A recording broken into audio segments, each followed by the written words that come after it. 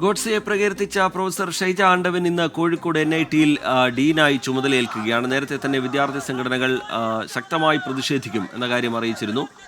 ഷൈജ ആണ്ടവനെതിരെ പ്രതിഷേധവുമായി യൂത്ത് കോൺഗ്രസ് പ്രവർത്തകർ NIT പരിസരത്ത് എത്തിയിട്ടുണ്ട്. അതിന്റെ ദൃശ്യങ്ങളാണ് പ്രേക്ഷകർ കാണുന്നത്. പ്രവർത്തകരെ അറസ്റ്റ് ചെയ്ത് നീക്കുന്ന നടപടിയിലേക്ക് പോലീസ് കടന്നിരിക്കുന്നു. സമീർ സി മുഹമ്മദ് വിവരങ്ങളുമായി കോഴിക്കോട്ട് നിന്ന് ചേരുന്നുണ്ട്. സമീർ, വലിയ പ്രതിഷേധം നടത്തും എന്നുള്ള കാര്യം നേരത്തെ വിദ്യാർത്ഥി സംഘടനകളൊക്കെ വ്യക്തമാക്കിയതാണ്. ഇപ്പോഴിതാ യൂത്ത് കോൺഗ്രസിന്റെ പ്രതിഷേധവും ഉണ്ടാവുന്നു. വിവരങ്ങൾ എന്താണ് സമീർ?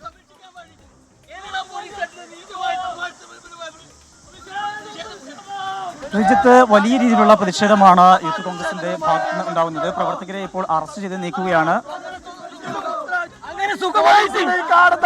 ഗാന്ധിജിക്കെതിരെ തോന്നിവാസം പറഞ്ഞിട്ട് ഇതിന്റെ ഉള്ളിൽ ഈ പോലീസിന്റെ സംരക്ഷണയിൽ എന്നും കരുതാമെന്ന് എന്നും കഴിയാമെന്ന് ആ DJ ആണ്ടവൻ കരുതട്ട.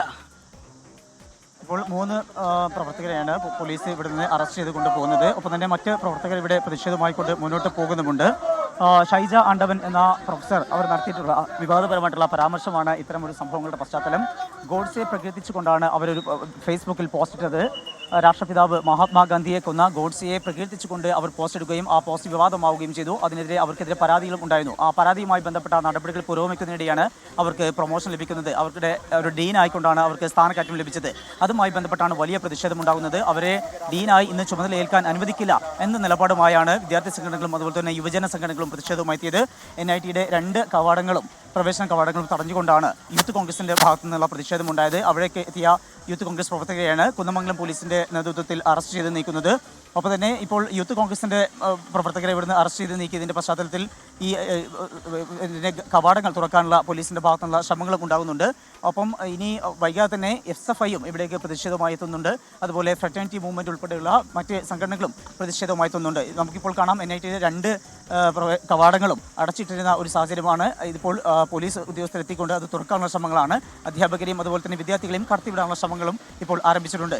ഈ വിഷയവുമായി ബന്ധപ്പെട്ട് MK രാഘവൻ MP കഴിഞ്ഞ ദിവസം ഉപവാസ സമരം അനുഷ്ഠിച്ചിരുന്നു. അതോടൊപ്പം തന്നെ ഈ വിഷയമെല്ലാം തന്നെ ലോക്സഭയിലും അദ്ദേഹം ഉന്നയിച്ചിരുന്നു. രാഷ്ട്രപിതാവിനെ കൊന്ന വ്യക്തിയെ പ്രകീർത്തിക്കുന്നതും തെറ്റാണ്. മാത്രമല്ല അങ്ങനെ പ്രകീർത്തിച്ചവർക്ക് ഇത്തരത്തിൽ സ്ഥാനക്കയറ്റം നൽകുന്നത് എന്ത് സന്ദേശമാണ് നൽകുക? അതുകൊണ്ട് തന്നെ കേന്ദ്ര വിദ്യാഭ്യാസ മന്ത്രാലയം വിഷയം ഗോഡ്സെയെ പ്രശംസിച്ച കോഴിക്കോട് NIT അധ്യാപിക ഷൈജ ആണ്ടവന് മാനദണ്ഡങ്ങൾ മറികടന്ന് ഡീനായി നിയമനം നൽകി എന്നുള്ളതാണ് ഈ പ്രതിഷേധത്തിന് വഴിവെക്കുന്നത്. ഇപ്പോൾ യൂത്ത് കോൺഗ്രസിന്റെ പ്രതിഷേധമാണ് പ്രേക്ഷകർ കണ്ടത്. 3 പ്രവർത്തകരെ പോലീസ് അറസ്റ്റ് ചെയ്ത് നീക്കിയിട്ടുണ്ട്. സമീർ സി മുഹമ്മദ് വിവരങ്ങൾ നൽകുകയായിരുന്നു.